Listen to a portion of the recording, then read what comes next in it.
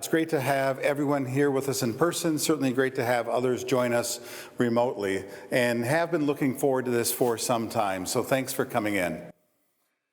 You know, I thought I'd start, and it seems fitting in Rockwood Terrace, which has a great history with the Green Bay Packers, to start with what I would call an improbable introduction.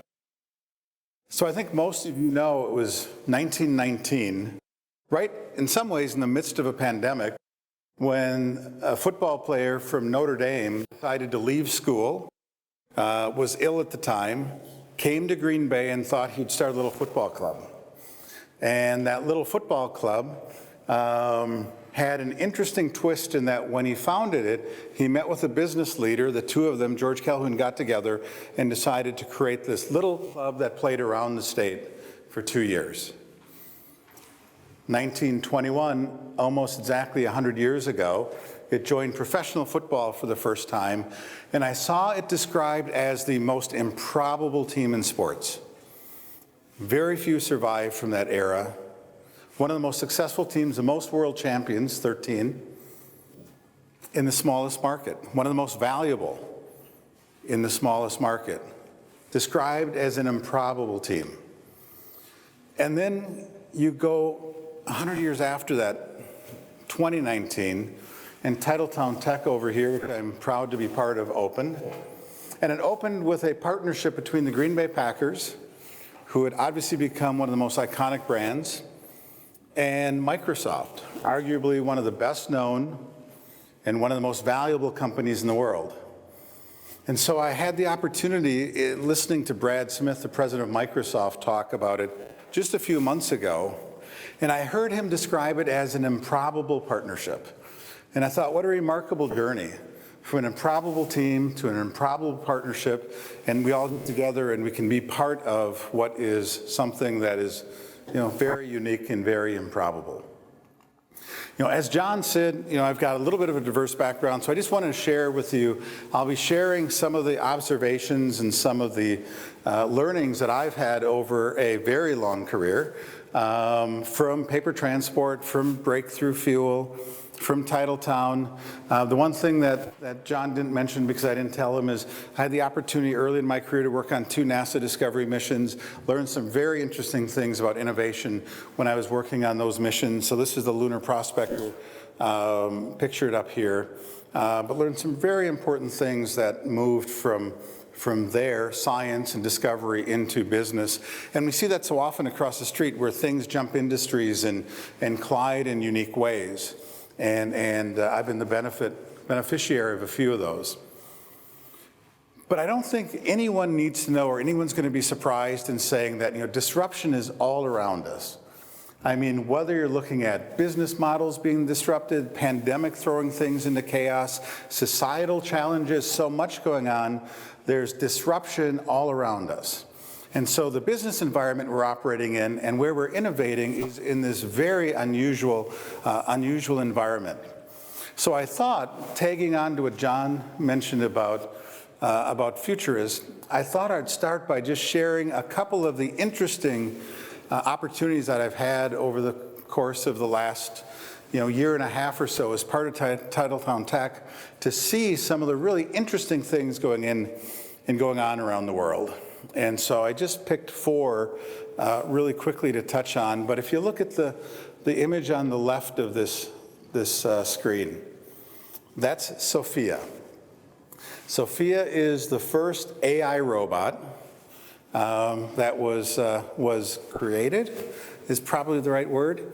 Sophia came from a Greek word meaning wisdom, and so they're trying to embed wisdom into this AI. And so I had the opportunity to actually have a conversation with her and sit and talk, and I will tell you, it is very odd to talk to an artificial intelligence robot that looks just a little spookingly enough human to make it interesting. What I learned is she's a lot smarter than I am. Her sense of humor is pretty quirky.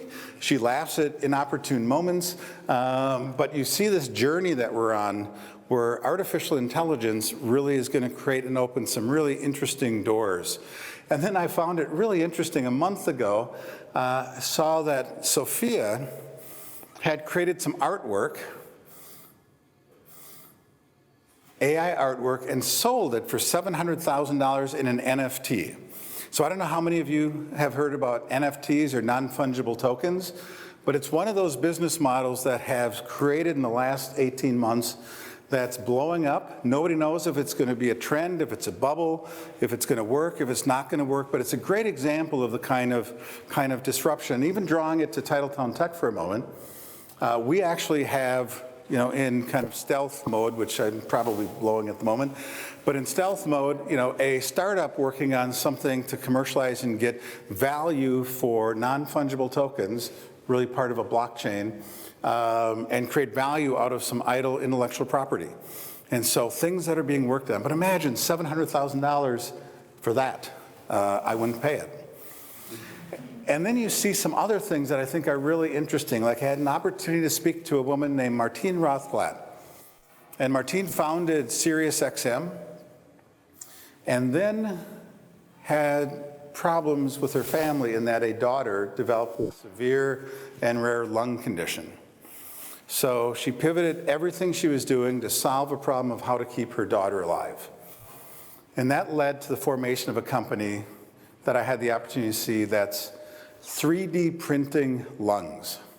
I mean, just imagine the day that you're 3D printing lungs, 3D printing scaffolding, using DNA material to wrap around the scaffolding and creating tissue that can replace what's defective and disease to extend the life of a daughter.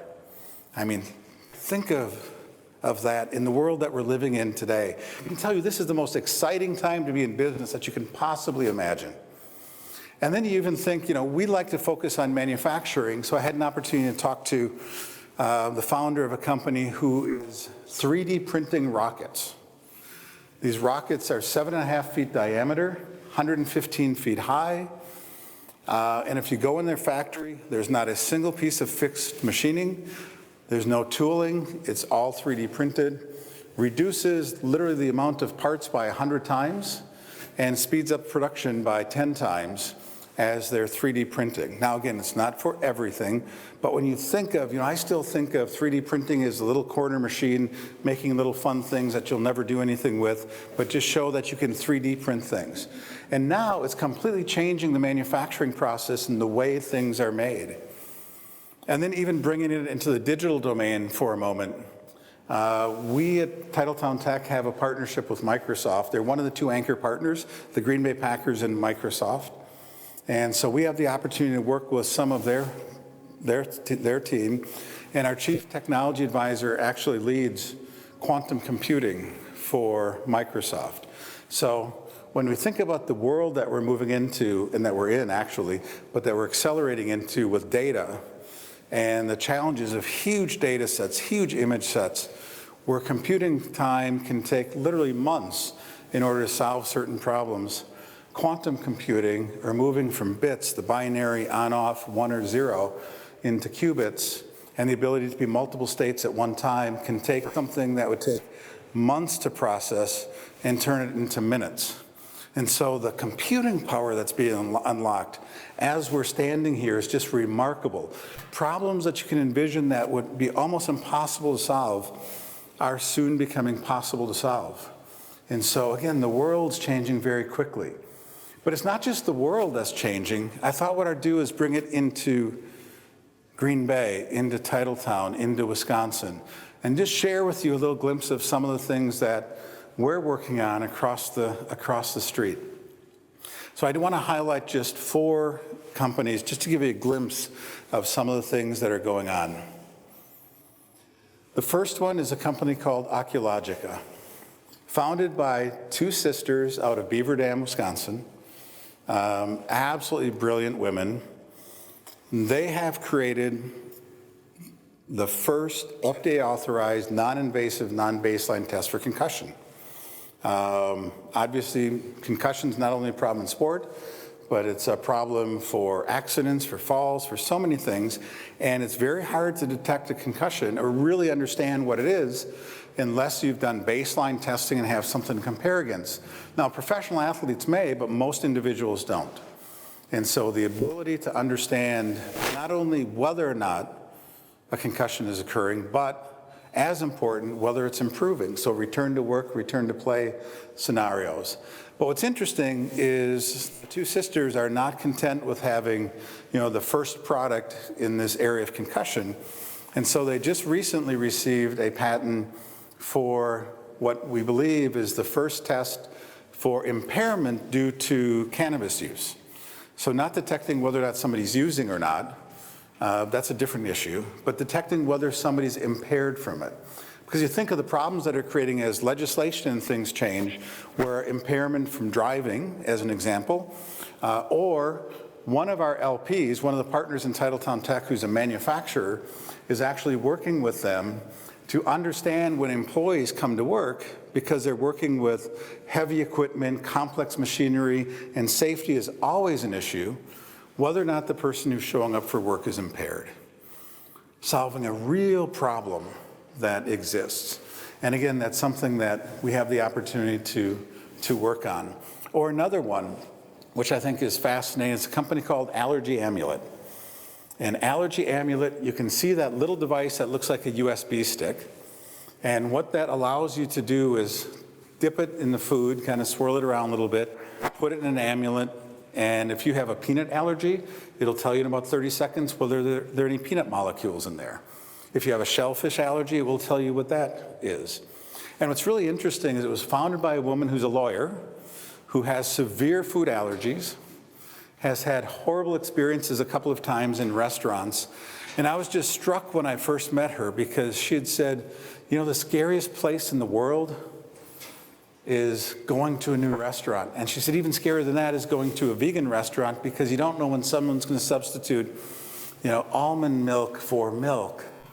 And all of a sudden, my whole thought of whether this food is safe or not is changing, or whether something's using peanut oil where they may not otherwise. So literally, as she has on the website here, we believe that food should be a source of fuel, not fear. It removes fear from someone. First in the world, again, as we know. Another Wisconsin-based company. Touching another one, a company here in Wisconsin as well, SeedLinked. When you think of big issues, obviously food is one of those issues that are really significant. And SeedLinked uses a combination of crowdsourced feedback and data to find the way to identify what's the optimal seed that a grower is trying to use in their particular area. And when we met them, we found something fascinating. They had just completed a test where they had farmers, growers, go to the local seed shop and ask for their suggestions, and then go to the technology and ask for it, and grow 50-50 what the seed company and the professionals suggest and what the data tells them. Well, the data-driven one increased yield by about 30% by trusting and believing in and collecting data. So the power to unlock really fundamental change, solving important problems, exists with technologies that, are evolving and being built right around us here today. Now, I also learned a problem that I hadn't thought about with something like SeedLinked is, in technology, we can do a generational iteration in a matter of days. Here you are stuck with growing seasons, and so the pace of growth will be fun to watch how this goes as this develops. It's a very different type when you start getting into food, but think of the opportunity as food becomes a bigger and bigger issue around the world. And then the last one I was going to mention is a company called Synthetic. Synthetic, again, founded by a Wisconsin person, brilliant entrepreneur, and what his company is doing is they're creating synthetic images that can be used for artificial intelligence machines to solve problems. So one of the things that's interesting about artificial intelligence is it needs a lot of data in order to figure out how to solve a problem. And for some things that's easy, but there's a lot of really important things that don't have a ton of data. So I'll just share an example. One of the things they're working on is a rare form of brain cancer. And it's one of those things where somebody might have been symptomatic, goes, gets a brain scan, looks normal, and then a couple years later is facing inoperable stage 4 cancer. And it was rare enough that the doctor and the radiologist, when they looked at the original images, didn't really see what the problem was. But now, when you know what the problem is, you can go back and say, aha. Problem is, it's too late to say aha. And there's not enough cases for technology to learn where that is. And so what they're doing is they're creating synthetic images of that condition, hundreds of thousands, rolling them into the technology so the technology learns to identify what that is. They're essentially tricking artificial intelligence to learn so that in the future, when somebody shows an image, the technology will be able to say, here's a problem. I mean, obviously life-changing. What's also interesting is, you start thinking about the leaps that people make when they're innovating or creating something new. So his origin story, and I always love hearing founders' origin stories. You learn so much about where the idea came from if you trace it back to that very first moment. Well, this is a gentleman who was a National Geographic fellow, was working in Africa, and was trying to prevent poaching of endangered species. And had noticed that when they were trying to track a particular species of rhinoceros that was endangered, and poachers, that from the images, they could see the poachers, but they couldn't see the rhinoceroses. And so they couldn't tell when one was in danger and one wasn't. And he realized the reason was because there was no way for the technology to identify this is what a rhinoceros looks like because there weren't enough images. So he began by creating 3D models of rhinoceroses and taking pictures until the technology learned what this rhinoceros looked like, and then they deployed it and would say, okay, here's a rhinoceros, here's poacher, problem, we've got to intervene. And then took that concept, that idea, and said, now, if we apply that same concept to solving some of the world's biggest problems, what does it look like? And so it's so interesting to see the evolution. Now, the reason I wanted to share these is sometimes there's this misperception that exists that a lot of the great innovation is happening in the coasts or it's happening somewhere else. In fact, as a founder of a company, it's interesting when I'm talking to young founders or people who are looking at starting their own business that, and especially for the folks who are just graduating here, one of the things I hear way too often is doubt that creeps in after somebody has an idea. Somebody has an idea, and first there's this euphoria. It's like, wow, I've got a great idea. This is going to change the world. And then those nagging voices start saying, well, if this is a really good idea, somebody else would have had it. Not true. There's a lot of things, a lot of great ideas left undiscovered. Or, well, if this is a really good idea, somebody in New York or somebody in San Francisco or Chicago, that's where it'd be worked on. It wouldn't be worked on here. Also fundamentally not true. We're working on things that are truly at the cutting edge of technology and making real significant and substantive change right here. And so I just want to give a glimpse of some of the things that are going on. And then as we continue kind of our journey, what I wanted to do is just spend a few moments talking about two things. And now this is about creating kind of business, creating ventures, or if you're in a company, kind of creating that innovation spark. So there's two areas that I would like to discuss. One's a mindset, because I think it always starts with a mindset, because I can guarantee you if you don't think creative, you're not going to create. And I will also be willing to bet a whole lot of money that everyone in here has created something at some time. You may not have given yourself credit for it. So I want to talk about, the creative, innovative mindset. And the second thing that I want to do is spend some time talking about the process of innovation. Because I think the other thing that's a huge misunderstood or misnomer is that, creation and innovation is this kind of creative spark. Only a few people have it, that, it just happens almost magically. And it doesn't. I would argue that innovation is as much a process as anything else going on in any business. And as much as anything else in a business, you can get better with repetition and you can continue to grow. So I want to talk a little bit about mindset and a little bit about process. So first, mindset. First thing is realizing that we truly are experiencing the acceleration of acceleration. Everything's moving faster. It was interesting, John mentioned I started breakthrough fuel in 2004, which is true, and it doesn't seem that long ago. And yet when you go back and think about what's changed, well, back then the sharing economy didn't exist. There was no Uber, there was no Airbnb. You know, you didn't have instantaneous communication, you didn't have YouTube, you didn't have Twitter, you didn't have any of those things that are just ubiquitous and just kind of all over our life right now. And then I mentioned NFTs as an example. Here's a whole industry that spun up, you know, in the last probably 9 or 10 months, and people are trying to figure out what's going to happen with it right now. So this is incredible acceleration that's taking place, that's being unleashed by technology largely, but not only technology, but you're also seeing other conditions just accelerate change. COVID's a great example. You know, COVID accelerated a lot of trends that existed, whether it's commercial real estate or other things that we could dive into, remote working and connecting people, hybrid events like this. It's forced a lot of change, and a number of those things that might have taken 10 years happen in the course of a year. Everything we're doing is accelerating. So one of the things that we like to talk about is, you know, you've got to do a year's worth of work at least 3 times a year. So just condense everything down, and you've got to be moving very, very fast. So that's the first thing I wanted to touch on, just the acceleration of acceleration. The second thing is really important to define innovation. You know, it's one of those things that's almost become cliche and doesn't always have a strong definition of what is. And so I wanted to share you how we think about innovation across the street.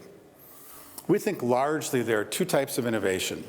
There's discovery, and that's largely the domain of academics, scientists, you know, where they try to learn something new, discover something that didn't exist, and then figure out, what do we do with this? And then for us, we really think of need-based innovation, which really begins with, what's the problem? What's the problem where either the market can't do it, a value chain's broken, there's something that I'd like to do that I can't do, and then how do you solve the problem? And because if you solve the problem, then you almost built in are able to identify who's my customer base, who's the market, what kind of growth, what comes next. So taking this concept of need-based innovation and also the speed and the ability to get a need-based product, service, capability into the market dramatically different than discovery-based. We've got to go out and try to find where this market exists. The third one is when oftentimes people would have a problem, you know, you ask a question of, how do I solve that problem? And I would argue that's fundamentally the wrong question. Don't think about how to solve a problem. Think about who can solve a problem for you. And it really is, you know, who has the knowledge perspective, who are the connections, who are the resources, who can come in and help solve the problem, who becomes more important than what or how. And it was interesting, and just tying back to breakthrough again, I remember experiencing something that really struck with me, and we've all had those moments in a career where something just hit and it connected with you in such a meaningful way. So if I can share with you, this was when I was working on one of those early NASA discovery projects. It was called Near Earth Asteroid Rendezvous. We were working with Johns Hopkins University's Applied Physics Lab, and it was the first mission that was going to be launched.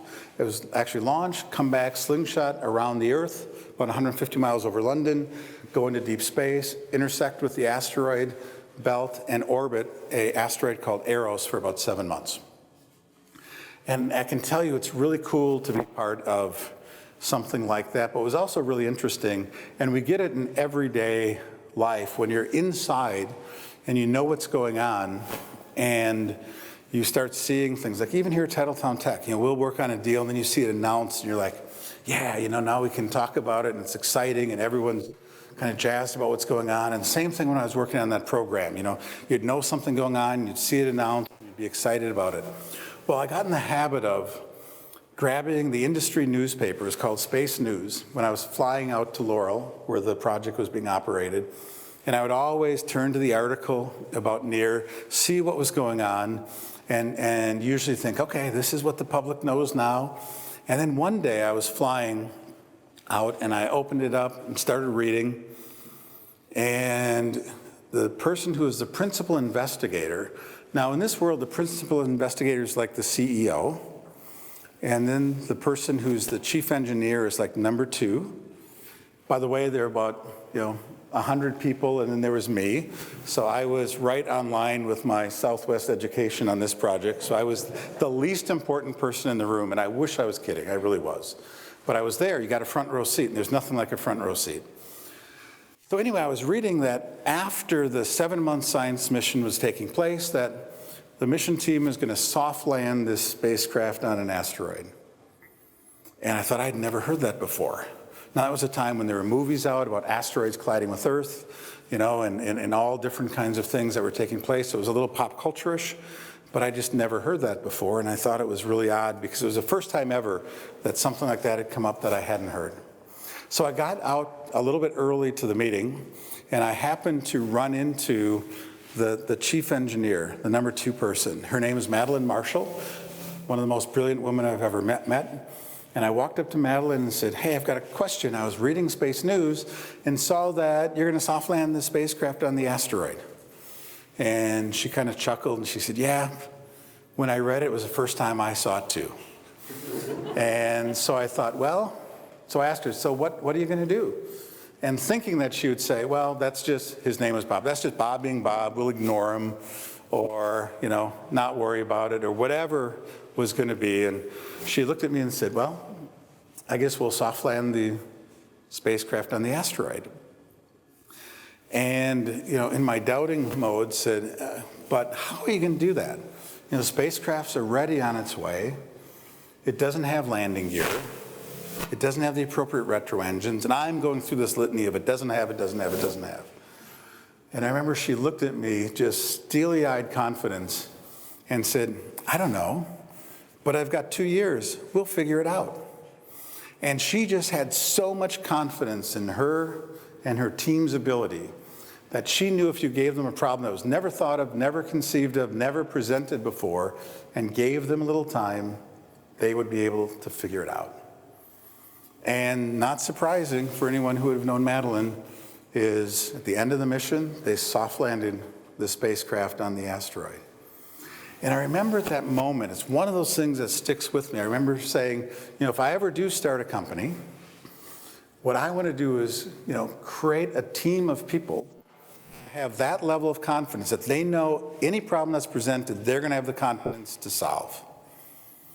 And that's where you end up with, a team of, very different people. I remember early on in Breakthrough when we had a microbiologist leading accounting, theater major leading technology, our math major leading customer service, all things that shouldn't have worked. But it was all about finding the best and the smartest, bright minds you could find and throwing them in a room and let them try to solve problems. And so much of innovation is thinking about who. And what's also interesting in today's world, you also have to think about artificial intelligence as one of your new who's, because that can be part of that solution as well. This doesn't need to spend a lot of time on. Obviously, in this world, it's about digital, it's about connected, it's about data. And it's even interesting at Breakthrough, we probably were the first company in the supply chain industry to monetize data. Because I think it would be safe to say, my colleague Angie was with me at Breakthrough for years, safe to say that that was a data-driven business, and we created value out of data. And what that really was also doing was applying data from one field, the energy world, into another field, the supply chain world, and they had never seen it before.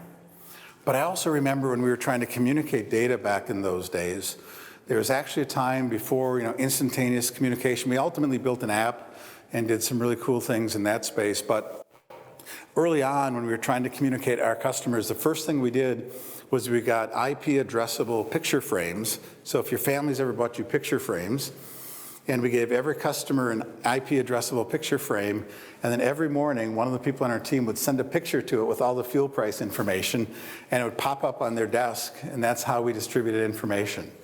And so you find ways to solve problems. Ours was distributing data, and find ways to solve problems. But the amount of things that can be done, like I said, in the technical arena. So we're working on extended reality, virtual reality across the street. Like I said, data, but think data first, think digital first in many ways.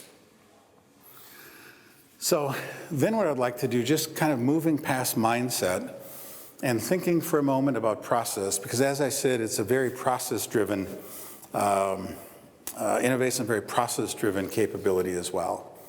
And so I want to talk about a framework that kind of bridges that mindset into the how. So again, sticking with my space analogies, because I always have fun with them, we've got what we call a three-stage model of innovation, or the way to think about innovation. So I'm going to start with an organization. So in this case, I'm representing as the Earth, because everybody loves the Earth, not everyone loves an organization. And so we're going to start with the Earth, and that's the center of mass. And every organization has a center of mass, center of gravity, a lot of normal things that they're doing. So we break innovation into three levels. The first level, and here I have it represented, think of the low Earth orbit satellites, spinning around 17,000 miles an hour above us every day, totally controlled by the mass of the organization or the Earth. And that's level one. And level one for us is about how do you protect the business model? Because every business has a business model, a business that they're in. How do you protect that fundamental business model? How do you make that model better? Things like process improvement, things like maybe, again, continuous improvement initiatives, anything focused on quality, those types of things are about improving the business model itself, protecting it to be more competitive. It's level one. Now, we always know level one innovation needs to be done inside the organization, because that's where the experts are. And you really need expertise to solve those problems about your business model. One of the things I also want to share is the reason we think it's important to think about innovation in these three levels that we'll talk about is because it's very inclusive of an organization. I think it's really important that you see people across the organization be involved in innovation and not have, a head of innovation off in a corner who's trying to dream up wonderful things and is a little bit detached from the business. It's about building a culture and getting people involved.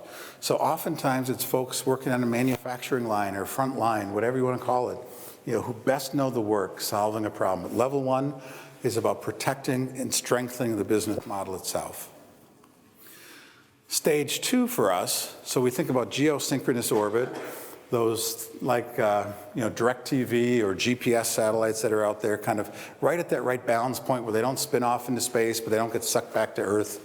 They're kind of moving with it, and that's level two innovation. And that's about expanding a business market, a business model. Because every business ultimately wants to expand. So you start thinking about what are ways to get new customers for existing products, new channels of distribution for existing customers.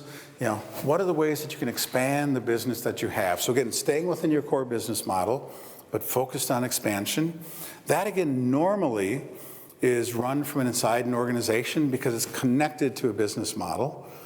But sometimes you need a little outside help because there might be something in that expansion that you don't have sitting inside. And so you bring in an expert, you bring in a consultant, you bring in an advisor, you bring in a partner, and you start working in that space. And so it's about how do we expand the business model. One of the things that used to be really fun at going back to Breakthrough for a moment is what we used to do is we used to build our portfolio of innovation. And then once a year, we got all of our customers together. We call it the Mercury Group, keeping the space theme. And when we got them together, we would show them the innovation pipeline and give them the opportunity to co-innovate with us. And usually it was in this stage two space where we would have customers like Procter & Gamble and Unilever and others who would co-innovate with us and create something new that we could then use to extend our business model, and then they could use to get a competitive advantage.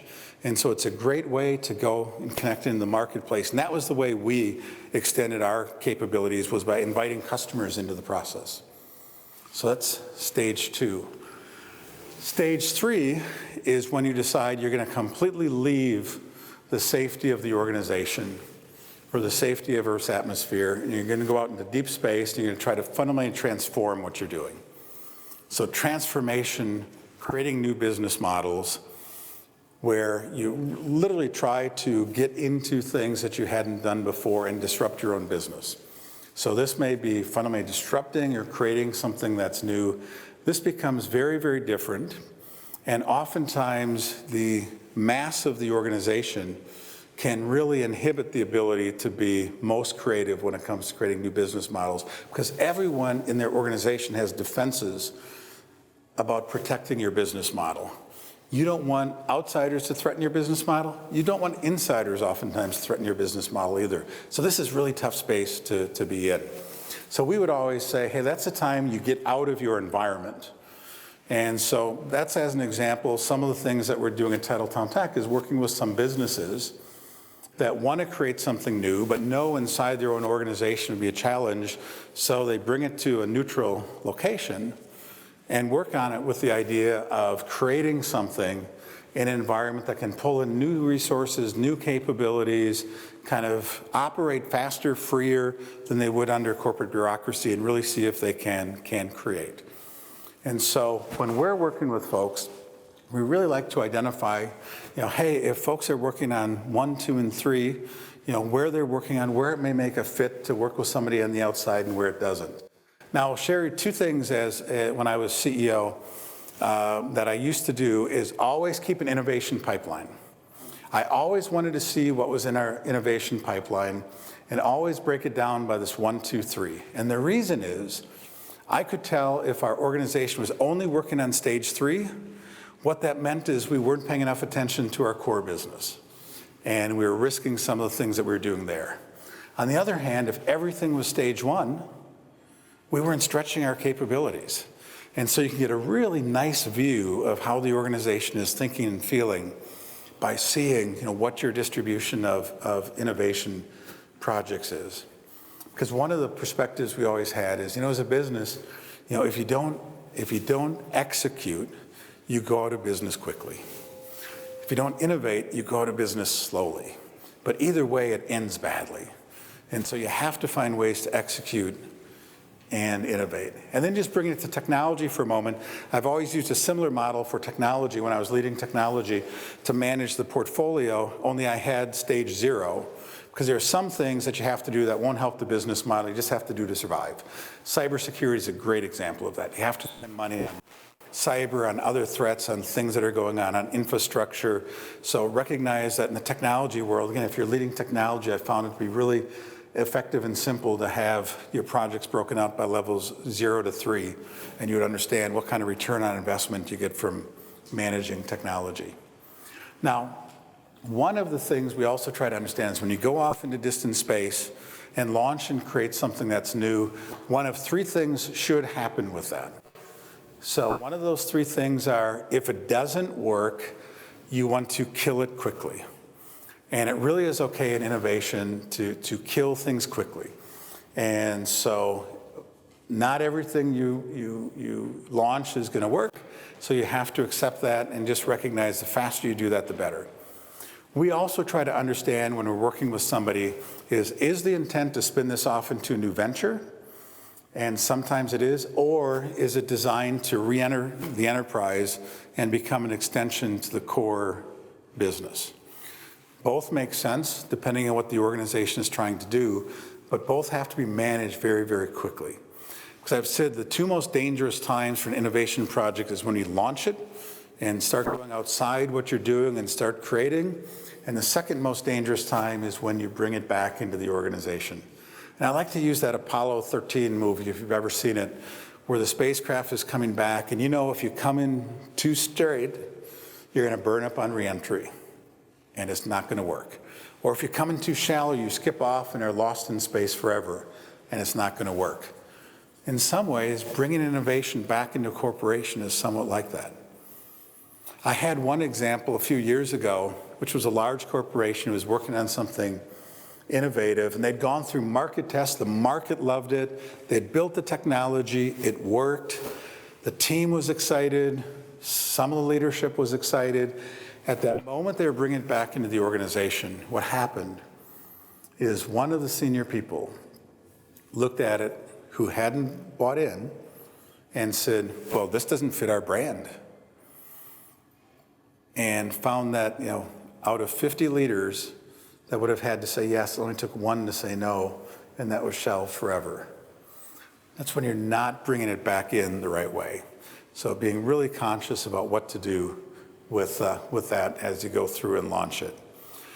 So that creates a little bit of a framework that we would use for innovation, helps instruct us, when it makes sense to do something collaboratively, when it doesn't, and also starts to begin the beginning parts of kind of culture as it relates to innovation. And then I won't spend a lot of time on this next part. I just wanted to share a little bit as we go here on how we try to make this transformation of challenges that become solutions that ultimately become ventures. And we actually go through kind of a 4-stage process. We begin by getting folks together and working out what we call first principles. What are the fundamental truths, the things that we just are? And we try to boil them all down to things that we actually know. Eliminate all of the biases, the experiences, really take a first principles approach so you can understand. And what we tend to do is try to do things in what we call intensives, really short bursts, where you bring the right people together, you work on a specific outcome that you want to get. In this case, it's about alignment, understanding of what is, and understanding the problem that you want to solve, and go through that in a couple of days. And after that couple of days, say, do we all understand? Does this make sense? Is this problem big enough to solve? If it is, you keep going. If you don't, you kill it, and you move on to the next problem. But we begin with first principles. And the way this process plays out is we have these intensives around each one of these 4 items. And then after that, in between, there's hard work. There's research, there's interviews, there's kicking things around, there's setting up for the next one. Because, I do think that working through a problem from beginning to end, should take a couple of months, but it shouldn't take a couple of years. I also don't think it's one of those things that you can just power through in the course of 2 weeks and know the answer, because one of the things we fundamentally do believe is when you're working on things like this, you have to create gaps. You have to create places to stop and think. One of the things that not many people know, the name Breakthrough, when I started Breakthrough Fuel, actually came because I'd worked with somebody before who would always say when we're working on a project that just remember, breakthroughs occur in the gaps. So you have to create gaps. And so we think it's really important to create gaps along in this process. So after first principles, what we do is try to get creative. Now this is the stage where we talk about creating improbable. Going back to those first stories I mentioned, when you sit down and kind of allow your imagination to run fairly unconstrained, where you don't worry about whether, you don't worry about whether technology really existed, you don't worry about the market yet, you try to, use your wildest dreams and say, what's the most improbable, perfect thing that if we could create would exist? And it's really important to have these creative times and creative intensives as well. We do something similar. Sometimes it's a different team. This is each stage we think about who are the right people. Sometimes it's the same all the way through. Sometimes folks get interjected at different points, but always conscious about who at each one of these. And so we think about the creative side, again, advance the process. If when we come out of that, we say, you know what? If we think about this improbable solution, that if we can pull it off, that would really change everything, then we'll say go. If we look at the best, most creative, most improbable outcome we could design or create, and we weren't excited about it, you kill it. And it's repeating this process. Third, I describe as finding kairos. So kairos is a Greek term, and the Greeks had 2 definitions for time. One was chronos, which is, sequential time. Kairos is the appropriate thing at the appropriate time. Because so much of launching a business is having the right convergence of the product, of the market, of technology, and seeing when these things converge to be able to time things right in the market. We all know stories where things went a little too early and failed, and then a couple years later, someone took off and had great success. We have also seen things that come too late. And so there really is this sense when you're developing something new of identifying, what's the appropriate thing at the appropriate time, and how do you get In this case, again, you'd notice we explore the technology. That's where you explore the market, try to understand the right timing, see if that improbable solution that you've created can come down to something that you can actually build. And this is where we do the build intensive, the build, the design, the prototype, trying to really understand, hey, we're excited about this, we can do it, we understand the timing. Now and at the end, if we find, you know what, timing's wrong, we've got the technology, we've got the idea, the market's not ready, you kill it. Because you can't change time. It's one of those things. But if they all come together, then you decide to take it the next step. And then finally, you test launch. You don't necessarily go all in, but that's where you get everything together for that market entry and try to figure out how you can enter the market in a relatively safe way to see what the market thinks about what you're doing. It's interesting, we spend a lot of time talking about it over at TitletownTech, and we created a really unique model, I think, when it comes to what we run, because you've all probably heard of accelerators, you've heard accelerators, incubators, all kinds of things, and an accelerator's got great value. There's a number of them around. And what they try to do is try to work with an early stage founder, work with an entrepreneur, work with a creator, and try to advance them to the process that they can go and raise money. And their view of success, and if you look at all their metrics, their view of success is how much money did our accelerator companies raise?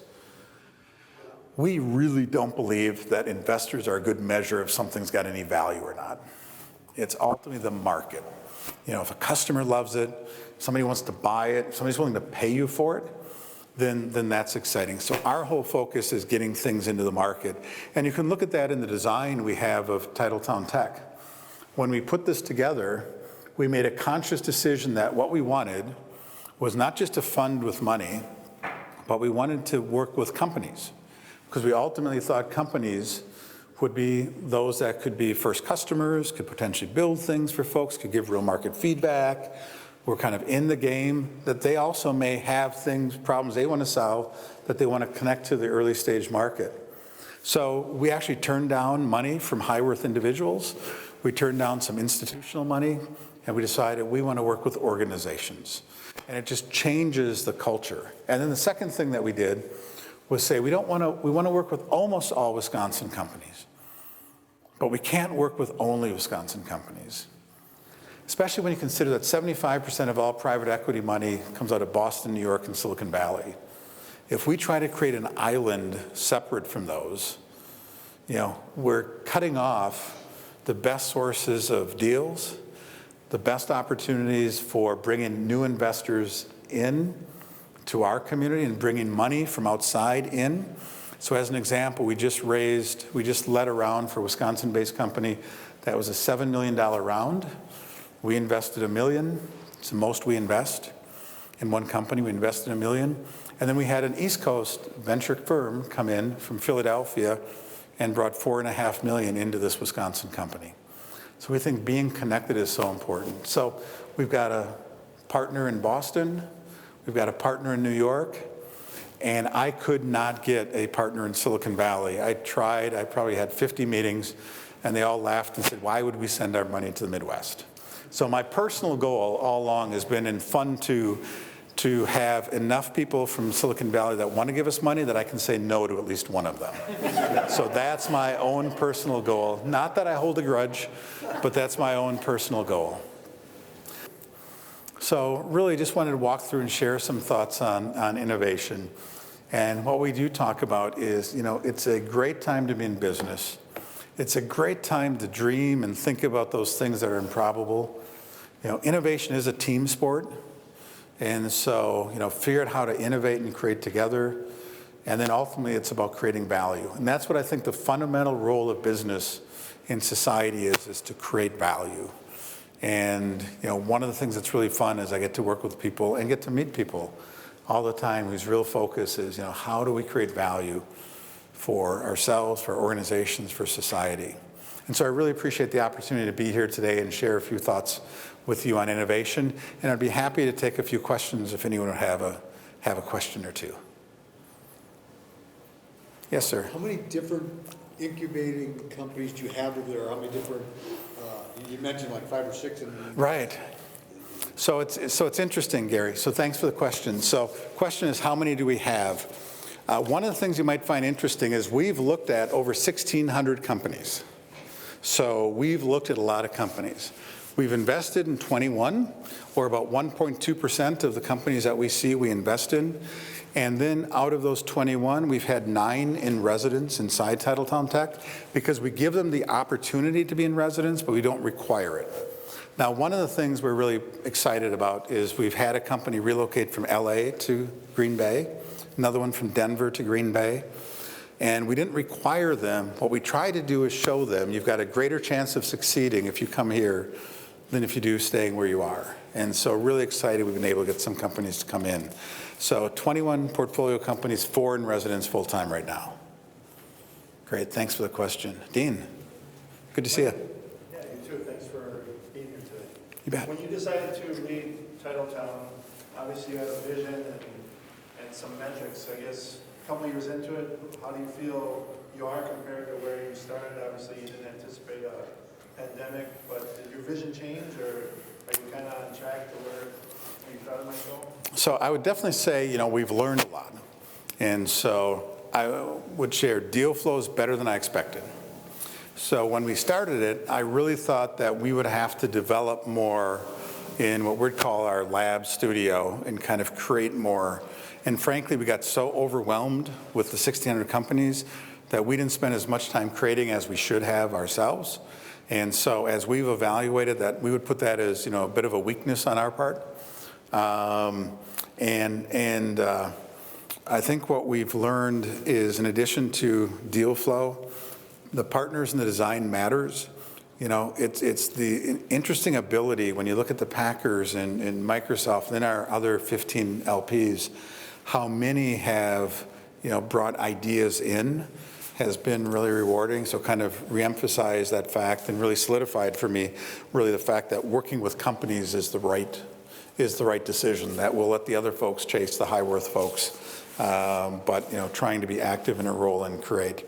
So I think we got some things right, we got some things wrong. We're still adjusting.